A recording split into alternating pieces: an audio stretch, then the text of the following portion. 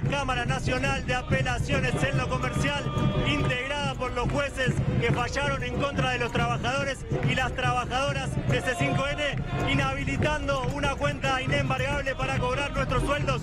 Vinimos hasta aquí para hablar con los manifestantes. ¿Me acompañan?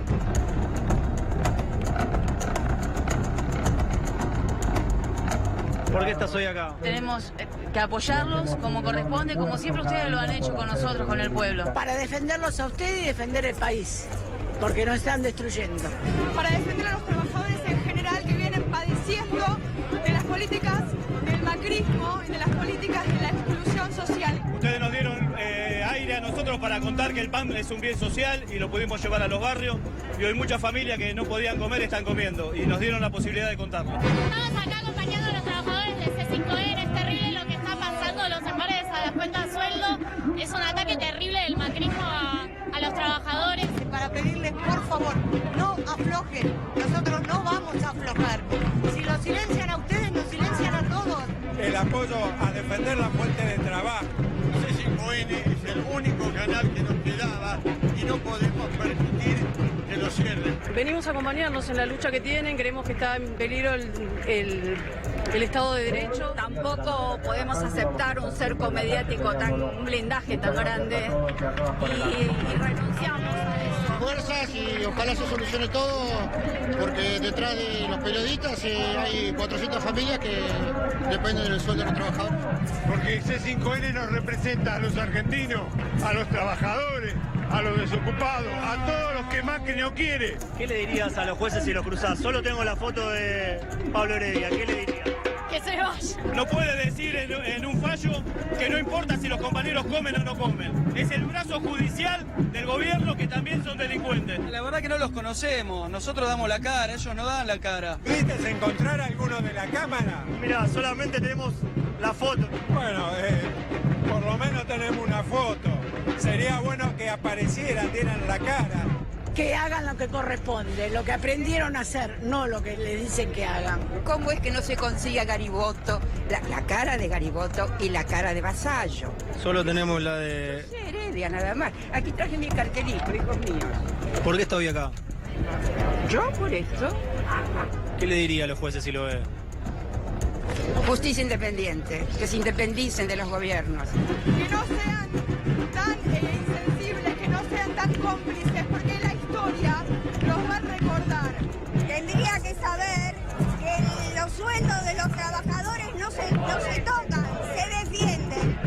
Que va en contra de lo que estudiaron en la facultad. Quitarle las cosas más elementales, como asegurar el derecho a cobrar el sueldo, no resiste el menor análisis. Pablo Heredia, Germán Vasallo y Juan Gariboto. A su señoría, lo que le digo que con la comida no. Cualquier cosa podemos discutir, pero con la comida nunca.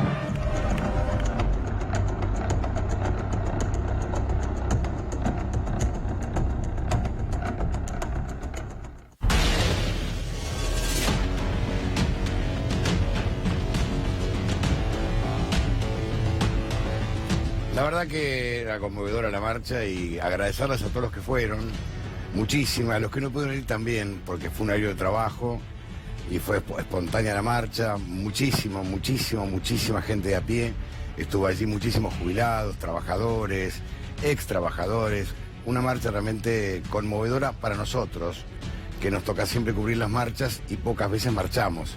En este caso marchamos y realmente el apoyo de ustedes fue incondicional y realmente enorme y un arrullo al alma para seguir trabajando y para seguir contando la verdad, porque les reiteramos y lo mismo que decimos siempre, C5N no es un canal opositor, C5N es un canal no oficialista que muestra la realidad. Le mostramos lo que pasa con los jubilados, le mostramos lo que pasa con los desocupados, con las empresas ocupadas, con los despedidos, mostramos la realidad. Al que no le guste, que se ponga el sayo, y a quien le guste, que nos siga viendo. Lo importante es que la función del periodismo es desde la imparcialidad y la subjetividad de cada uno de nosotros contarles qué es lo que pasa. Nosotros no vamos a invisibilizar la realidad, la vamos a mostrar tal cual está. Le guste a quien le guste. Gracias por acompañarnos. Ya comenzamos con el programa y tiene que ver la dama de las escuchas. Tené cuidado porque Elisa te escucha. Y encima, un dato no menor, la escucha que se presentó en algunos medios es completamente ilegal. Porque cuando una persona está condenada, es deber de quienes escuchan quemar la escucha porque no tiene ninguna vinculación judicial. Porque Juan Pablo Schiavi está condenado. Y después, si alguien sabe dónde saca la visa para ir a este país, la realidad, cambiemos, la realidad M, estamos mucho mejor. Eso dijo el presidente Mauricio Macri en una radio, en la provincia de San Luis. Vamos a escucharlo con total atención. Bueno, Alex y Julián, gracias por estar, ¿eh? Ellos son nuestros delegados, los que armaron la marcha, los que ponen la cara. Gracias por estar y realmente la marcha fue conmovedora, yo decía, muchísima gente, ¿no? Muchísima gente a pie. No, más allá. Y un dato que vale la pena recalcarlo. Cuando iba a salir los micros del sindicato, del SAT, ¿qué pasó? Mandaron la CNRT. ¿Para qué? Para demorar la presencia del sindicato en la Cámara. Ahora, el sindicato llegó igual. Llegó igual. O sea, eso es lo que no se entiende. ¿Por qué tanta saña, no? Si igual iban a ir. Es inexplicable. Sí, para nosotros fue muy emocionante lo que decías vos, ver tanta gente que de manera espontánea se acercó, que entiende que somos familias, que quizás nos conocen a un par de los que salimos en cámara, pero que se metieron con el salario de casi 400 familias, que es absurdo lo que falló la Cámara, que es arbitrario, que es persecutorio, que censura. Y realmente fue conmovedor eso, porque como vos decías, nosotros estamos acostumbrados quizás a participar de alguna marcha que tiene una causa con la que comulgamos. Ir a cubrir marchas a gente como vos que mucho tiempo estuvo cubriendo la calle, las movilizaciones y demás, o le pasa a nuestros compañeros y compañeras cronistas, pero de repente ser el centro de esa situación y que venga gente y se acerque y te brinde apoyo, que por las redes sociales se comuniquen permanentemente, eso que después vemos traducido en una planilla de rating, que son personas que nos ven y que necesitan seguir informándose. Para nosotros fue muy movilizante, de verdad. Es un fallo de la Cámara que para todos juristas es un fallo altamente inconstitucional y va contra derecho. Totalmente, un fallo vergonzoso. Vergonzoso. Sí. E inhumano. Sí, claro, totalmente. Pero aparte resalta que sabiendo el problema que va a haber de alimentos, igual falla a favor de la AFIP, no le importa nada. Sí, manejan un nivel de cinismo que también da bronca, ¿no? Porque es como decís vos, que ellos justamente la Sala D pongan en su resolución que saben que pueden estar afectando un bien tan esencial como el acceso a la cuota alimentaria y no tengan ningún reparo en eso. Y con nosotros se comunicaron también representantes de los gremios que agrupan a los trabajadores de AFIP y también gente que representa gremialmente al personal de la Cámara, incluso de la misma Cámara Comercial, para manifestar nuestra solidaridad y impresionados por el fallo porque no tiene antecedentes, no hay antecedentes. Y aparte, es bueno destacar, ¿no? La ley de quiebras se hizo para privilegiar a los acreedores privilegiados, que son los trabajadores. Porque el spot que armó el canal, es muy claro cuando dice esto a la FIP no lo va a afectar. Pero igual no tiene que pagar. Se va a pagar igual, o sea, no te afecta, no afecta. Ahora, el ensañamiento que tiene la FIP para con nosotros y para con las pymes es llamativo, es llamativo. Sí. Porque acá estamos hablando de los salarios, del alimento. Y la gente tiene que saber también que, porque a propósito del trabajo que hacemos nosotros, también hay como una fantasía, ¿no? La tele, ¿no? La tele, ¿no? Dice, todo es felicidad y somos todos millonarios. Nosotros tenemos alrededor de 100 compañeros que están entre los 20 y 25 mil pesos de salario mensual. Casi pobreza. Pensá, nosotros, gallegos, nos depositaron la mitad del sueldo hace una semana. Son unos 13 mil pesos para esa gente, 12 mil pesos. ¿Cómo hace una persona con familia que alquila? Y además nunca sabemos cuándo nos van a volver a depositar algo de plata por el esquema al que estamos sometidos por esta arbitrariedad de no tener cuentas. Entonces, ¿cómo hace una familia cuyo sostén depende de algo que es variable permanentemente, que no es predecible, que no es previsible, para pagar sus compromisos? Tenemos una infinidad de compañeros que escuchamos todos los días que se endeudaron con tal cosa, que no llegaron a pagar tal otra, que no saben cómo hacer con la escuela de sus hijos. O sea, es como cualquier trabajo, como cualquier conflicto que nosotros cubrimos habitualmente, y que me parece que es eso un poco lo que le molesta al gobierno, ¿no? Que este canal es un canal que le pone luz a un montón de conflictos sociales que lamentablemente hoy en día abundan. Pero vos sabés que la función del periodismo, por lo menos desde que yo estudié periodismo, es visibilizar los problemas, no invisibilizarlos. Acá es como que hay un círculo mediático o un cerrojo mediático que quiere invisibilizar una realidad que está a todas luces. Basta caminar por la calle para verla. Basta caminar por la calle. Yo hace años que no veo tanta gente en situación de calle. No los veo.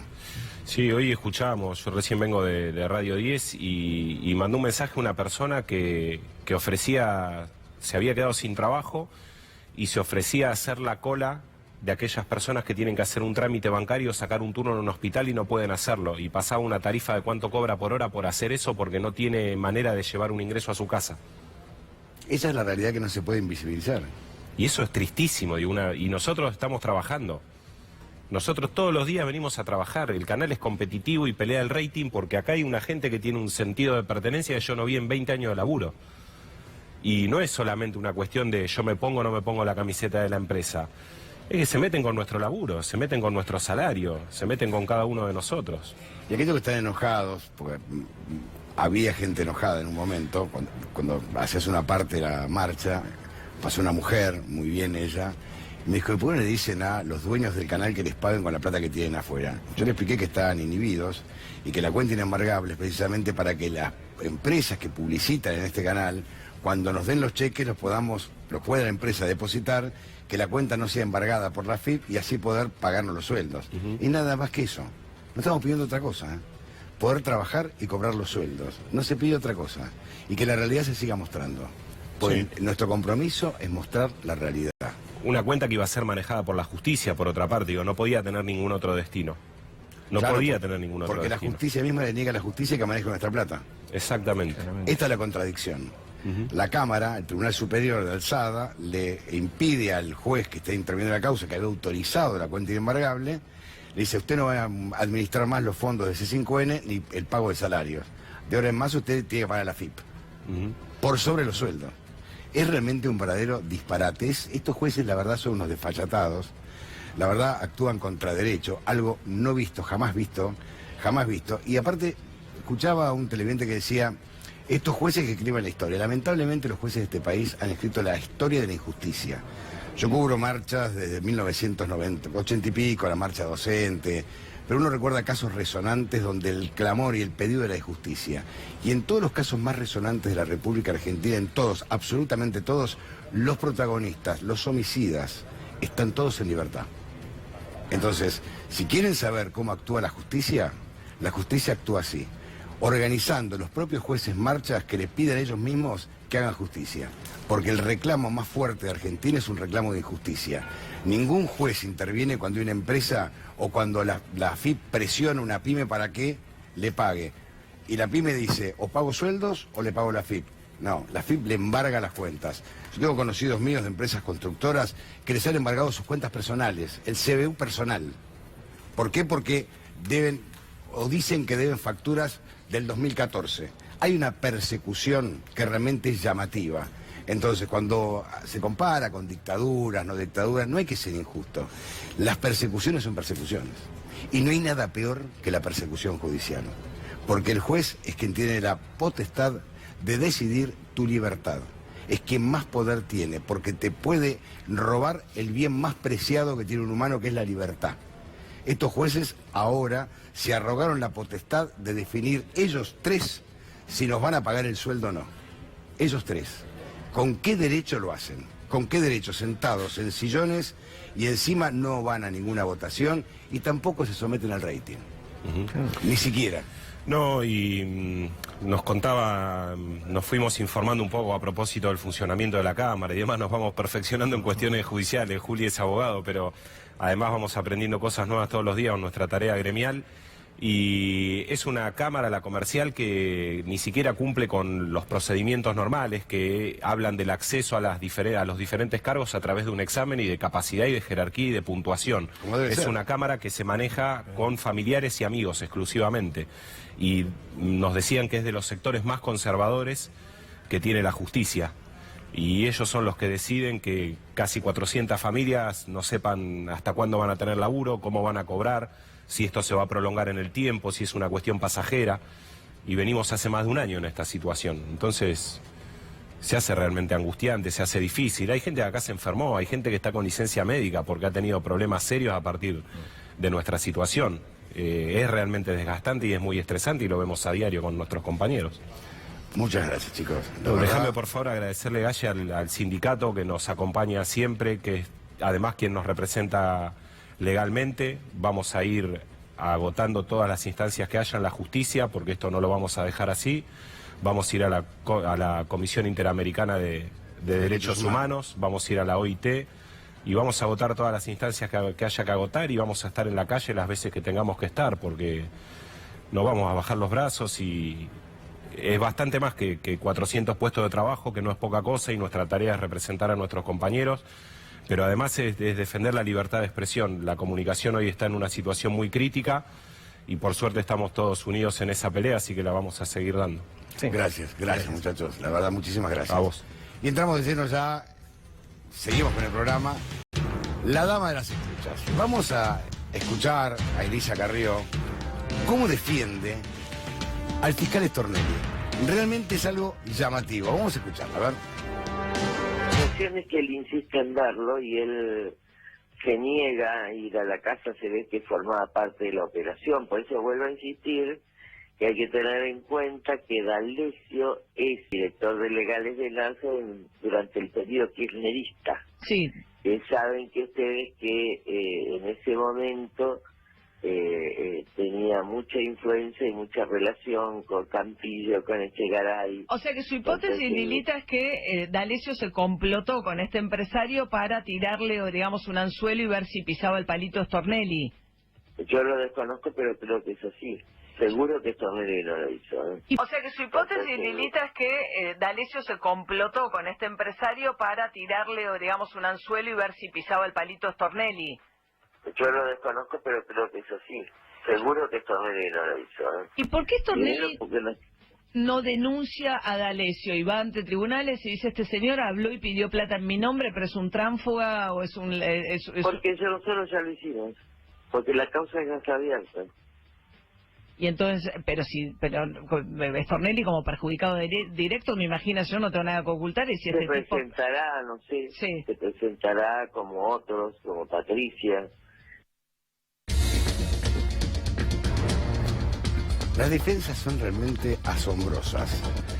A ver, María O'Donnell, con mucho quería preguntar, ¿pero por qué no se presentaba Stornelli? Se presentó, y dicho sea de paso, Stornelli a denunciarlo a D'Alessio, que dice que es un loco D'Alessio, prácticamente es un desquiciado, pero eso es el típico topo que mandan los jueces o mandan los fiscales a cazar empresarios. Es el típico topo, se llama en la jerga el topo, que va, investiga, busca, y finalmente encuentra. Este hombre, cansado de que lo aprieten, lo que hizo fue grabarlo y presentó la denuncia. Pero lo curioso es que cuando hablan de que está armado desde la cárcel este tema, las escuchas que presenta primero son ilegales, primero y principal. Y segundo, son escuchas de muchísimo tiempo después, del 1 de febrero, cuando ya la causa estaba en trámite, la causa estaba en investigación, y el juez, con mucho criterio, implanta el secreto de sumario para evitar que haya filtraciones en la causa. Filtraciones que ya habían ocurrido. Pero hay un tuit de Carrió, que es anterior a todo esto, donde el viernes, previo a la nota que publica Horacio Berbisky, ¿qué dice Carrió? Va a haber una operación contra el fiscal Stornelli. Ya se anticipaba, Carrió, que una denuncia contra Stornelli. Ahora, el fiscal Stornelli demoró tanto tiempo en hacer la denuncia, y pregúntense por qué. Porque Stornelli fue medio de comunicación, D'Alessio para algunos medios era un investigador de primera. Cuando allanaron hoy su casa en el Country St. Thomas, ¿qué encontraron? Chalecos del FBI, de la DEA, una placa de la DEA, armas que acá no se consiguen. Era una especie de Maxwell Smart que estaba investigando, vaya a saber a quién, pero cuya única función era la de topo, la de sacarle plata para, según él, Stornelli. Ahora, cuando el fiscal le pide a la Procuración que investigue a Stornelli, la respuesta de la Procuración del doctor Casal es no nos corresponde, investíguelo usted. Acá vamos a ver este tuit de Lilita Carrió. El juez federal de Dolores, Alejo Ramos Padilla, quien responde a la Cámpora, estaría haciendo una operación para ensuciar al fiscal Stornelli. Vamos a poner en conocimiento mañana al juez de la causa. Obviamente que es Abonadío. Ahora, ¿cómo sabía Carrió de esto? ¿Cómo sabía Carrió de esto? ¿Cómo se entera Carrió de esto? ¿También tiene sus topos? Es la pregunta que uno se hace. ¿Hace falta que un diputado tenga investigadores propios? ¿Por qué ese afán del oficialismo por ingresar rápidamente a Comodoro Pi? Hay que recordar que el señor D'Alessio, él mismo se jactaba y pasó filmaciones de él estando con el fiscal Stornelli mientras Stornelli tomaba una declaración. No cualquiera entra al despacho de un fiscal a grabar cuando toma una declaración. Es prácticamente está prohibido, es ilegal. Y otro dato que es muy importante, según dicen, estos arrepentidos que todo el mundo habla, estos arrepentidos en la causa de los cuadernos, no están siendo ni filmados ni grabados. Cuando la ley es muy clara y especifica que cuando hay un arrepentido, cuando existe la figura de arrepentido, la justicia tiene que grabarlo para evitar que haya sido presionado. Es el simple, o sea, los legisladores fueron muy inteligentes cuando dijeron hay que grabarlo o filmarlo para evitar que sean torturados o apretados, como se dice en la jerga. Ahora, aparentemente, según cuentan algunos legisladores, estas grabaciones y estas filmaciones no existen. Habrá que ver cómo sigue esta causa. Vamos a un destacado del Diario de la Nación. Se refiere al hijo de Stornelli. Ayer, Gabriel Morini comentaba, la oficina de escuchas telefónicas poblada de hijos de jueces y fiscales. Lo dice la Nación, no nosotros. Esto es 25 de marzo del 2018. Fíjense la fecha, Dice también, el camarista Eduardo Fara, el juez Rodolfo Canicoba Corral, el fiscal federal Carlos Stornelli,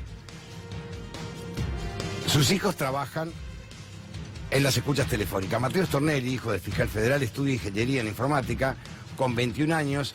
Este es su primer trabajo. Acá está, a ver, vamos despacio, sigamos un poquito, esta es la Nación. La nota del 25 de marzo de 2018. El camarista Federal Fara, el Canicoba Corral, Carlos Stornelli y su par Eduardo Tayano tienen hijos designados en la oficina de escuchas, el tramo más sensible de los procesos penales. Mateo Stornelli, hijo del fiscal federal, estudia ingeniería informática, con 21 años, este es su primer trabajo. Supe que estaban buscando personal y lo recomendé, dijo el fiscal al diario La Nación. Ahora vamos a mostrarles a ustedes el listado de trabajadores, y ahí está Mateo Nicolás Stornelli, escribiente, director de asistente jurídico en delitos complejos y crimen organizado del Poder Judicial de la Nación. Ahora bien, Mateo no tiene la culpa, la culpa del padre. Mateo es un chico de 21 años, ahí lo están viendo en pantalla, no tiene la culpa. La culpa la tienen todos los jueces que designan a sus hijos para que realicen las escuchas telefónicas. Ellos tienen la culpa. Ellos son los que exponen a sus hijos a este tipo de escarnio. Son ellos los que lo exponen, La culpa no es del hijo de Mateo, la culpa es de Carlos Stornelli. ¿Por qué él lo expuso a esto? Con los vínculos que puede tener un fiscal que no consigue un trabajo en empleo privado. Tiene que casualmente ubicarlo en una oficina de escuchas del Poder Judicial de la Nación. Esto es lo que hay que entender. Aquellos camaristas y jueces y fiscales que han conseguido un empleo, un conchavo para sus hijos, el mismo Poder Judicial habla de la corporación judicial, no de la familia judicial. Esta es la corporación judicial. Se arma una corporación judicial que consta de hijos de topos que van y aprietan, de fiscales y jueces que te detienen. Entonces es un poder altamente corrupto o corrompido. No digo de todos los jueces, la gran mayoría están corrompidos por todo esto. El mismo, delató ahora que se lo tilda de loco, fue quien manifestó que se habían repartido, creo que eran 72 millones de dólares. Una fortuna. Él mismo fue quien dijo que a un empresario urnequian le habían pedido 500.000 dólares y de todas maneras lo habían allanado. Él dijo Él dijo que a Paolo Roca, le habían pedido $1.800.000 y de todas maneras los fiscales pidieron su procesamiento y prisión preventiva. Supuestamente fue pagado $1.800.000. D'Alessio era quien le pedía a un empresario $300.000 para que el fiscal Stornelli se compre la casa de Héctor Colel en Pinamar. Y encima le dice, ahora tenés que poner 10 lucas verdes más, que eran $9.700, porque el fiscal le aplicaba una multa porque va a pagar tarde, por culpa del empresario que abonó tarde. O sea, ellos son los que armaron todo esto. Y cuando un juez investiga, automáticamente es denostado. ¿Por qué? Porque investiga el mismo Poder Judicial. Entonces ahora quieren que la causa vaya a Comodoro Pi. ¿Para qué? Para que todo quede encerrado entre las paredes de Comodoro Pi. ¿Esta es la justicia? Pero vamos a escuchar cómo se defendía Carlos Stornelli ayer. La falsedad es que este hombre no estaba imputado y yo ni siquiera sabía ni siquiera sabía quién era. Y después todo el show que monta este personaje con mentiras que me dijo a mí, como por ejemplo que había venido con un chofer, o mentiras que le dice, según si los audios que se publican son ciertos, con mentiras que le dijo a este hombre sobre cosas completamente irreales. Ahora me gustaría, si vamos a la segunda parte, y después buscate el video donde está reunido con Stornelli, dale. Vamos a escuchar la segunda parte. Digamos, de gente que se acerca con información real o supuesta, hay de todo. Y se aparecen de todo constantemente. En ese sentido quizás estamos expuestos a recibir un enfermo psiquiátrico, como yo creo que debe ser este caso. Hay un montón de falsedades que dicen de mentiras, atadas a ciertos datos quizás reales, ¿no? Como que yo soy amigo de Juan, de Pedro, José, como que lo conozco a Diego Cabot. Entonces arma todas unas fantasías y bueno, con eso ha logrado que le abran una puerta.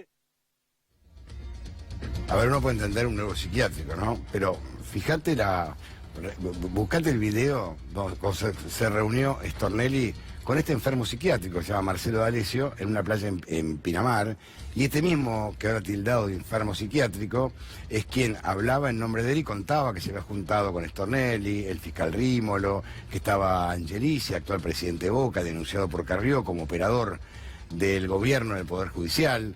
O sea, ahora es un enfermo neuropsiquiátrico, pero cuando se juntan en la playa parece que no es tan neuropsiquiátrico, porque después el mismo enfermo neuropsiquiátrico lo llevó a dar una vuelta en auto al propio fiscal Stornelli. Esta es la reunión entre una persona que tiene sus estados mentales alterados, según el fiscal Stornelli, con quien se reunió en un balneario en Pinamar. O sea, no es que se reunió en Comodoro Pi, se reunió en un balneario en Pinamar. Y fíjese que es una charla amena, en una sombrilla, en un lugar para tomar algo. Y está charlando el fiscal Stornelli con esta persona que, según él, ahora es un enfermo neuropsiquiátrico. Y esto no está en ningún medio, ¿eh? Lo publicamos nosotros solos. Ahora, ¿está mal que el fiscal se reúna con cualquier persona? No. Lo que está mal es lo que hizo la persona que estaba reunida con Stornelli, que es Marcelo D'Alessio, que después, en escuchas telefónicas, en nombre de Stornelli, extorsiona a una persona que primero negaron que lo conocían. Cuando vieron esto lo denunciaron. Y ahora es un enfermo neuropsiquiátrico. Ahora, cuando le permitían ingresar a la fiscalía a grabar o a filmar, como se conoce en la jerga, las testimoniales, no era un enfermo neuropsiquiátrico, era un tipo normal. Ahora es un enfermo. Lo curioso de D'Alessio, me lo pasaba mi amigo querido Darío Villarruel, es que él no puede ejercer la profesión porque no está matriculado. Pero estuvo matriculado.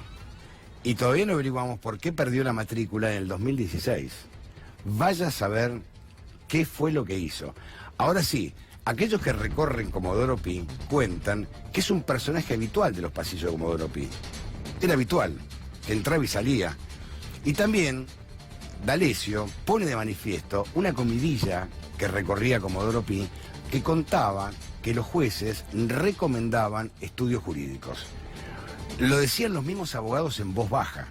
Cuando vos le decías, ¿por qué no lo decís en voz alta?, te decían que no, porque tenían que seguir litigando en Comodoro Pi.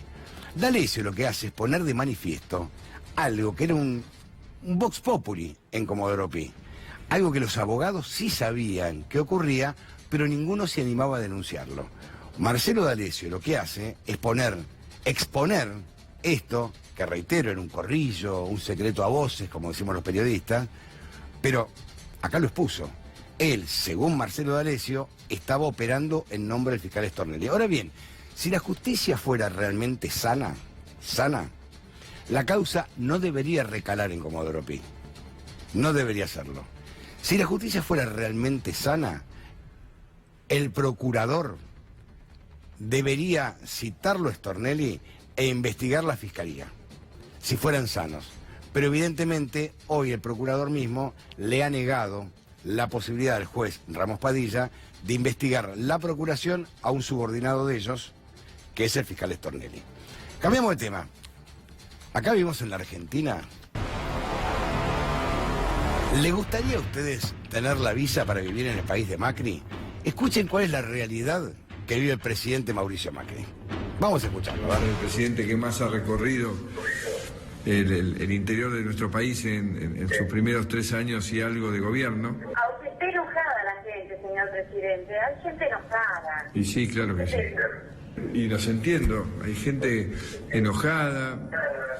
Yo diría que además mucha gente angustiada porque cuesta más llegar a fin de mes. La Argentina venía hace muchos años viviendo por arriba de sus posibilidades y de golpe, bueno, nos encontramos que el mundo nos dejó de dar crédito para poder sostener eso y tuvimos esta devaluación grande acompañada de un aumento de la inflación y eso nos ha pegado.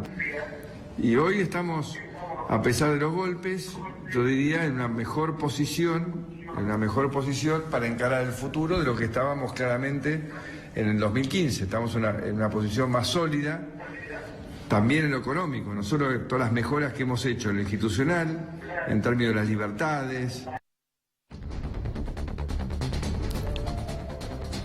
¿Alguien me puede traducir lo que quiso decir el presidente? A ver, ¿libertades de qué? A mí me gustaría, y lo reitero, que el presidente y sus funcionarios vivan con 9.300 pesos.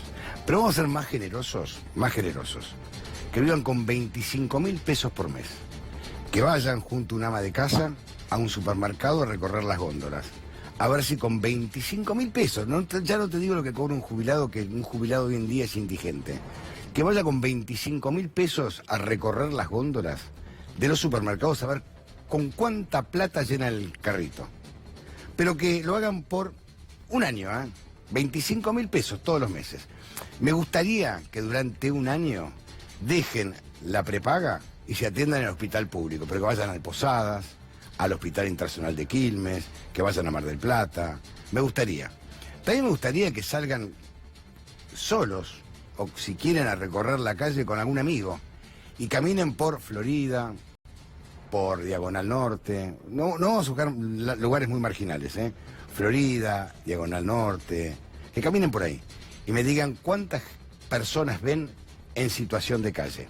También me gustaría, si se animan, con estos 25.000 pesos, a que viajen de Quilmes al centro todos los días en auto y estacionen el auto. O que tomen el transporte público, a ver cuántas veces pueden cargar la tarjeta SUBE, si es que muchos de ellos conocen que existe la tarjeta SUBE. Porque me parece a mí que muchos de ellos en su vida tomaron un colectivo.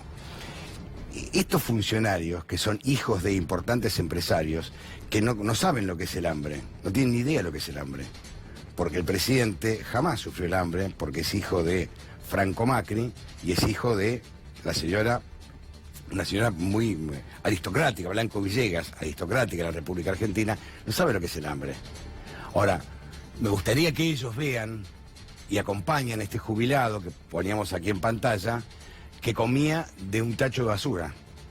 A ver si ellos se animan a comer lo mismo que come el jubilado. O que acompañen al pueblo que estaba en Mar del Plata, a sus conciudadanos que estaban en Mar del Plata, a buscar pollos podridos de un basural.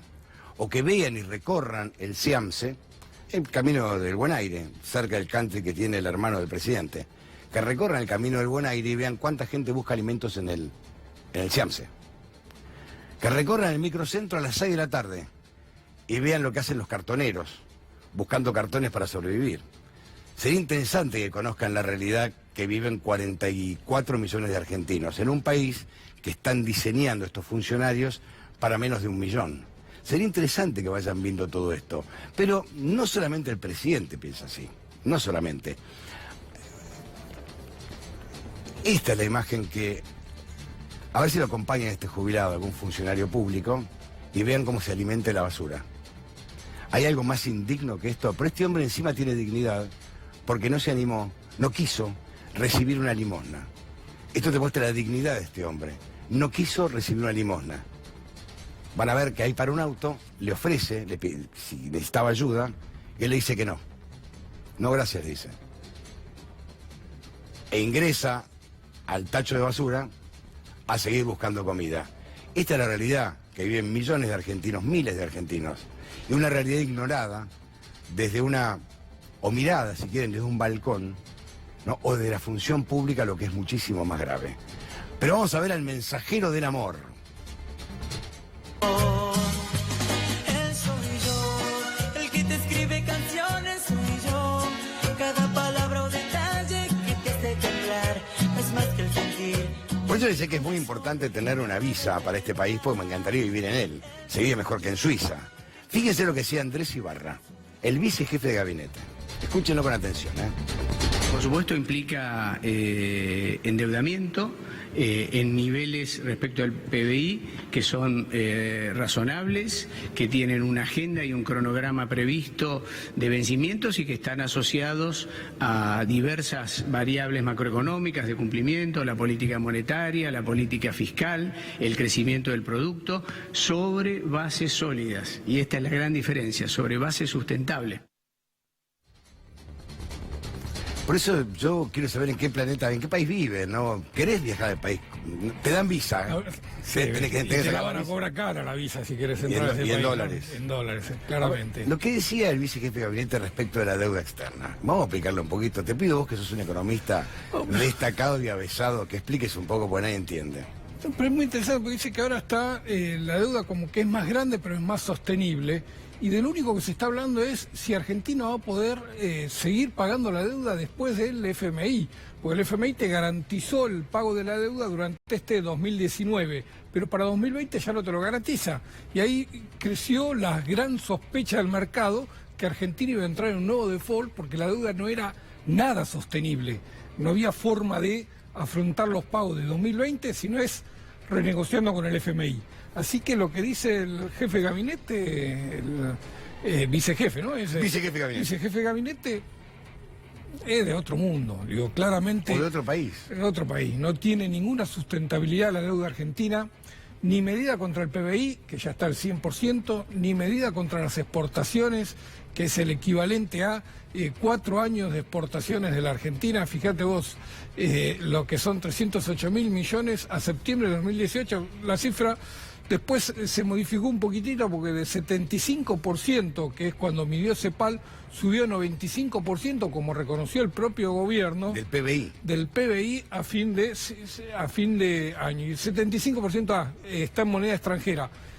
Y la Argentina cobra impuestos en pesos y debe en dólares. Y ahí es el gran problema. Cada vez que hay una devaluación se dispara el peso de la deuda sobre la recaudación porque se hace cada vez más oneroso comprar los dólares para el tesoro.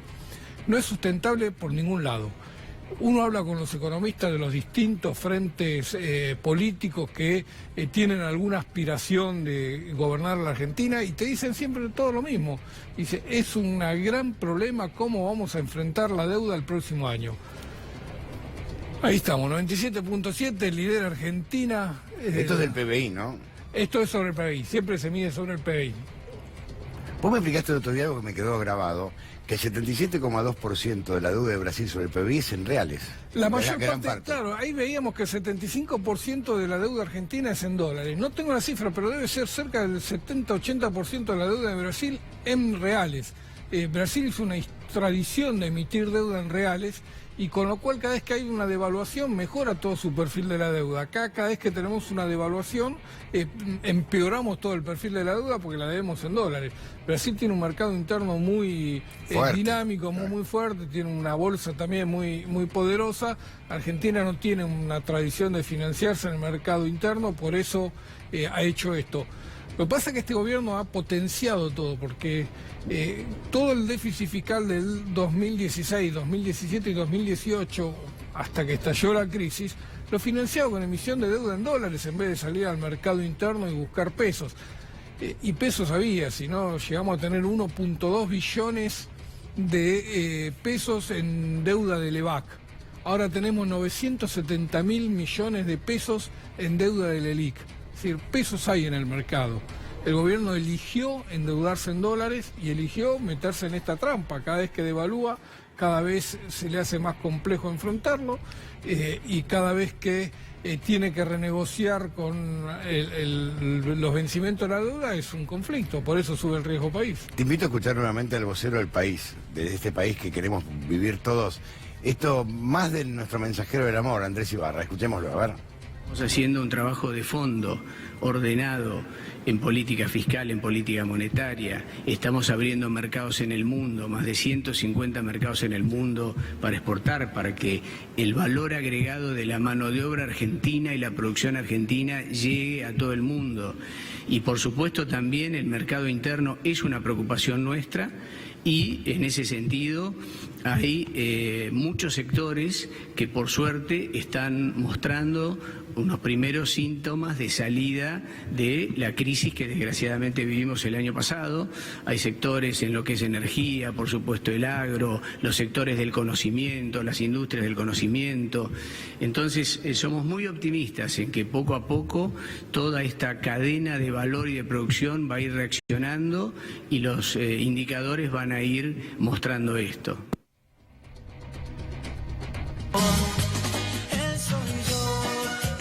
A mí me gustaría contarles, porque realmente lo dijimos varias veces, ¿no? El gato, yo, vos también inclusive. La Argentina no festejó haber vendido un reactor nuclear a Holanda. Y festejaron con bombos y platillos, y encima mintieron con el tema de las cerezas, a ver, ingresar limones a Estados Unidos. Con una diferencia multimillonaria entre exportar 12 millones de dólares de limones a vender un reactor nuclear.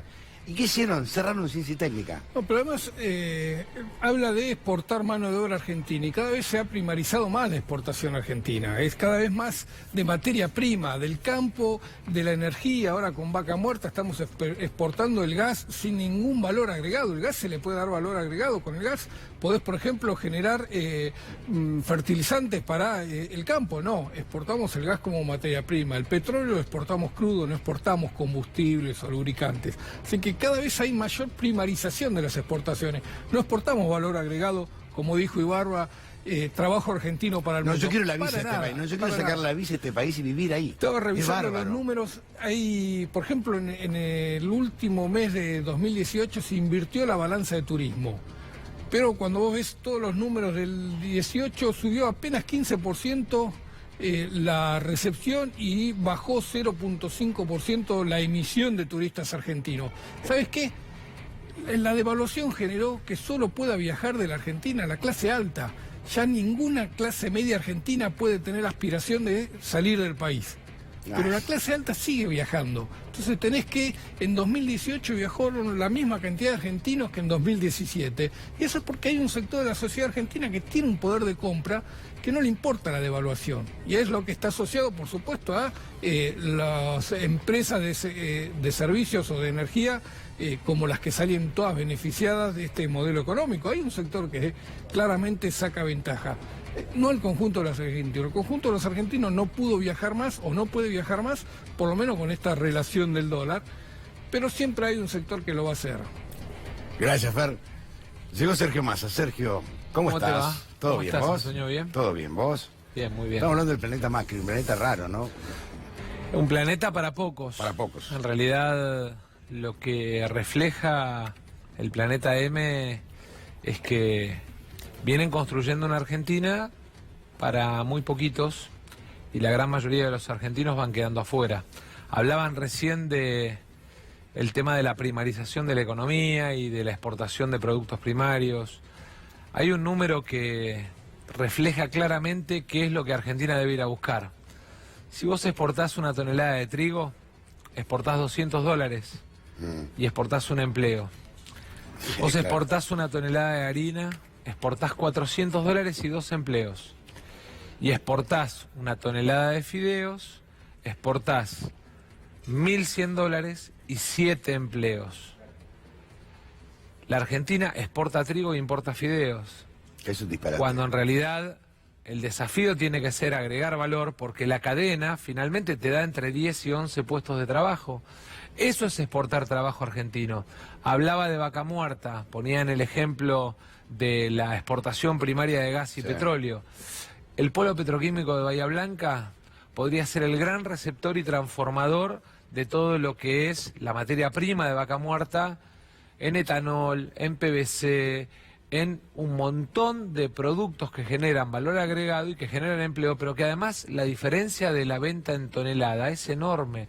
Vos ponías el ejemplo del reactor nuclear. Por ejemplo, no se y festejó. tenés, no solo no se festejó, pareciera que nos dio vergüenza, cuando en realidad vos tenés en todo lo que es el sistema argentino de ciencia y técnica un montón de talento y un montón de inversión ya hecha que la tenés que aprovechar.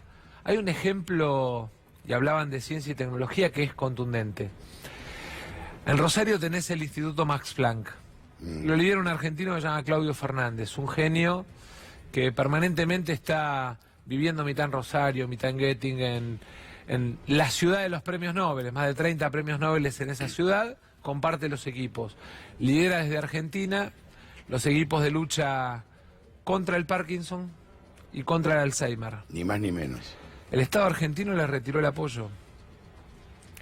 Y la verdad es que vos decís, flaco, venimos haciendo un esfuerzo para salvar vidas, venimos llevando adelante una inversión, liderando un equipo desde Argentina con Alemania, y vemos que el esfuerzo del Estado argentino cae en la basura, porque en definitiva ya hubo parte de ese esfuerzo que se hizo, ya hay un camino recorrido. Hay que acentuarlo, hay que consolidarlo, hay que acelerarlo, y además hay que transformarlo en valor agregado. Imagínate esas patentes transformadas además para la industria farmacéutica argentina en medicamentos que los laboratorios argentinos le vendan al mundo. Fortuna. Pensalo en términos económicos. Y entonces es importante que tengamos en Tucumán una cooperativa que no solamente vende el limón, sino que además de vender el limón, vende los distintos derivados de la cadena de valor del limón, y que son 70 productores tucumanos asociados en cooperativa. O el ejemplo de Fecovita en Mendoza, una cooperativa que tiene la planta de producción de vino más grande de América Latina. O el ejemplo de Acabío, acabo de visitar en Villa María, en Córdoba, donde casi 20.000 productores de maíz generan valor alrededor del maíz. ¿Para qué? Para generar almidón, para generar proteína para lo que es feedlot, para lo que es alimento porcino. Generan además distintos jarabes que son comercializados, generan carbono, que es lo que le da, digamos, los globitos a la gaseosa. A la gaseosa, sí. Benzoato de sodio, creo que se llama. Es todo eso generado desde un proceso de industrialización del maíz. Ahora, ¿qué necesitamos? Condiciones. Y acá viene el primer problema, que es entender la economía argentina. El gobierno mira la economía argentina mirando las empresas que cotizan en la Bolsa de Nueva York, los bancos y las empresas de energía, que además casualmente en muchos casos son de los amigos del presidente. Le sacaron a 25 millones de argentinos 960.000 millones de pesos del bolsillo y lo pusieron en el balance de 10 empresas de energía. Pero además se olvidaron de la pyme, que es la que genera el 70% del empleo en la Argentina. Mañana voy a visitar a la gente de la industria gráfica. Hoy para ti dejó de salir después de 97 años. Y pasó con Paraty, pasó con Villiquen, y tuvo que el diario La Nación cerrar su planta, porque además hay un proceso de reconversión en el mundo de la revolución de la información, de la tecnología, del conocimiento, ¿no? Hay un proceso de reconversión, pero en ese proceso de reconversión el Estado en un país en vías de desarrollo como la Argentina, tiene un rol. El rol de generar incentivos, proteger, reconvertir al empleado, prepararlo para los nuevos empleos. El gobierno no tiene ni ganas de discutir ese tema. Segundo, voy a terminar proteger. Vos viste que yo escucho a los economistas liberales, neoliberales, como quieras llamarlo, y hablan que son antiproteccionistas. Bueno, yo les diría que vayan a la economía más abierta del mundo. A Donald Trump. Que es Estados Unidos, y que miren lo que pasó el año pasado.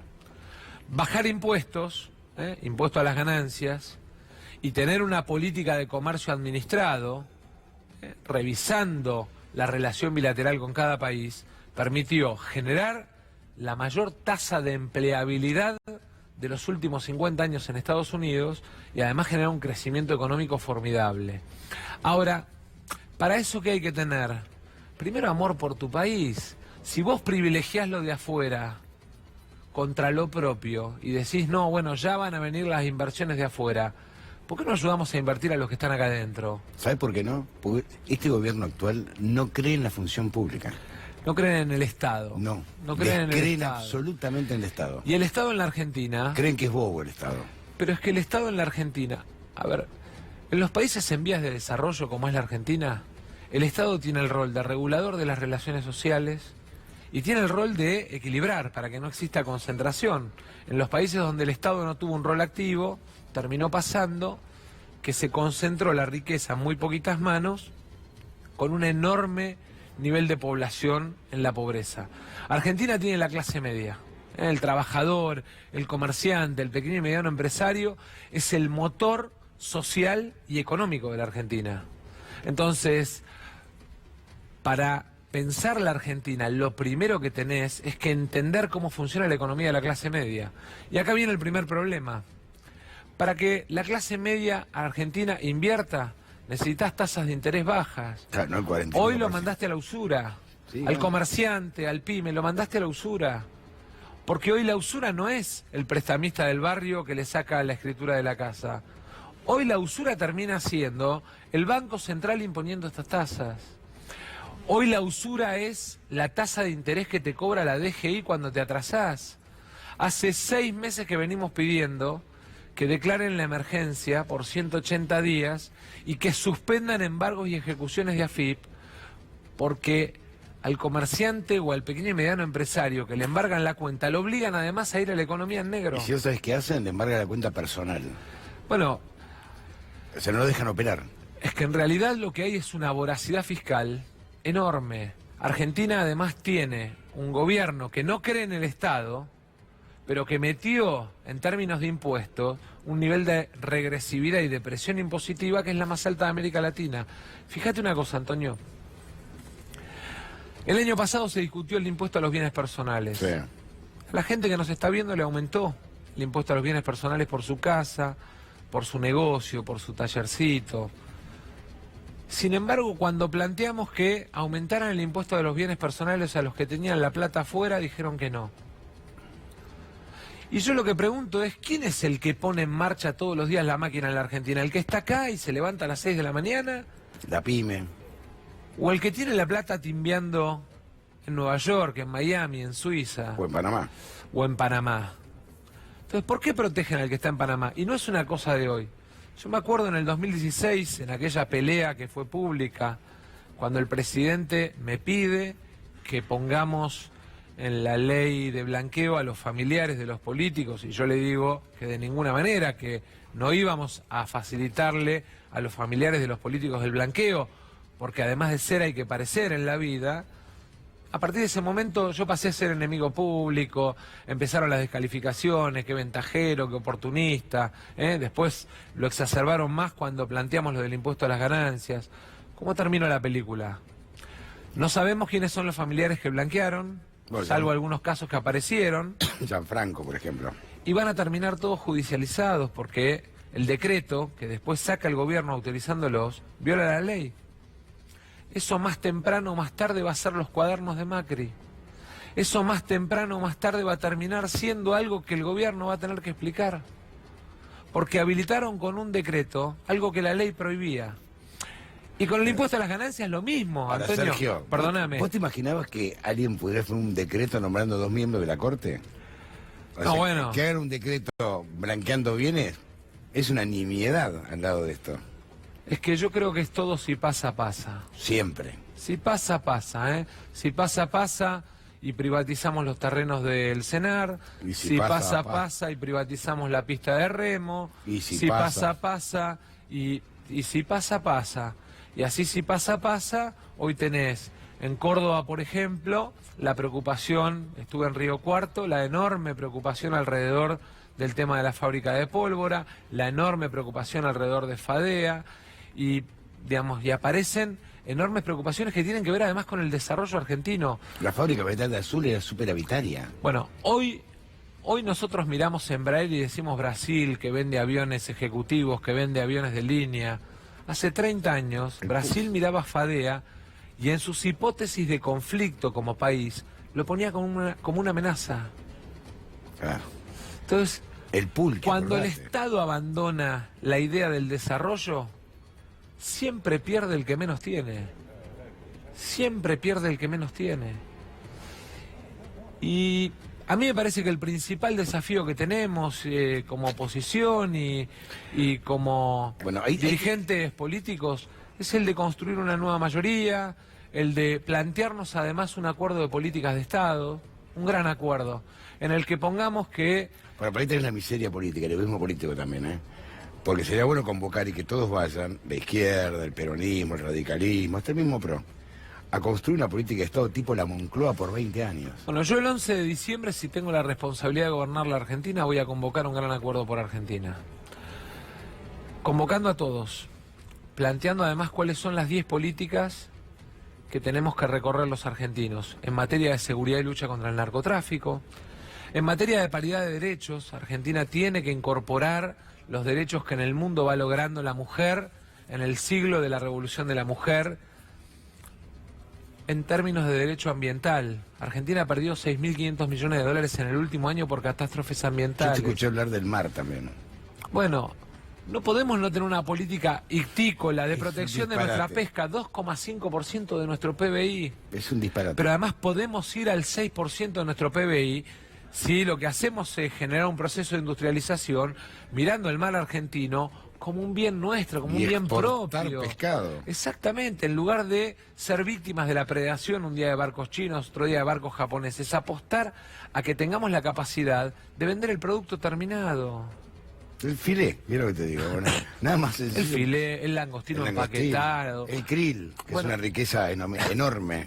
Es que en definitiva, cuando vos mirás la riqueza ictícola de la Argentina, es enorme. La riqueza mineral de la plataforma continental argentina es enorme. Es enorme. Ahora, tenemos que asumir que es lo nuestro, tenemos que asumir que lo tenemos que defender, tenemos que tener conciencia de patria, Antonio. Yo a veces siento que nos da vergüenza decir que amamos nuestra patria, que queremos nuestra bandera, que lloramos cuando escuchamos cantar el himno y estamos en otro país. Y la verdad es que nos pasa a todos los argentinos eso. Ahora, nos tiene que pasar también con nuestro Estado, con el trabajo de nuestra gente. Vos recorrés Mendoza y ves que la vitivinicultura, a pesar del Estado y su presión impositiva, sigue siendo competitiva. Que la floricultura no tiene o no encuentra mercado porque no tiene capacidad logística. El ferrocarril, otro ejemplo de cómo dejamos caer la bandera. Porque hoy discutimos... Una desidia absoluta con el ferrocarril. 40 años. 40 años donde la Argentina fue decayendo en su federalismo y se fue perdiendo la idea de país federal porque fue decayendo el ferrocarril. El ferrocarril es la vena o la arteria que conecta este gran país. Vos fíjate una cosa. Pero es una frase que nunca sé con televisión. El tiempo es tirano, hacemos un cierre. Vos pensá una cosa. Argentina es un país de enorme tradición ferroviaria. Crecimos a la vera del ferrocarril. Sí, señor. Sin embargo, el 80% de nuestro PBI viaja en camión. Brasil, un país con enorme tradición camionera. Vos vas por las rutas y tenés los puestos donde los camioneros tienen su lugar específico. 56% del PBI viaja en camión. O sea, en Brasil el ferrocarril pesa más que el transporte argentino. Tenemos que pensar la integración logística camión, puerto, tren. Porque eso es pensar la Argentina de manera federal. integrar desde la cordillera hasta el mar nuestra patria y sentir que la podemos desarrollar toda. Sergio, gracias. No, gracias De a verdad, vos. Hacemos una pausa, ya venimos.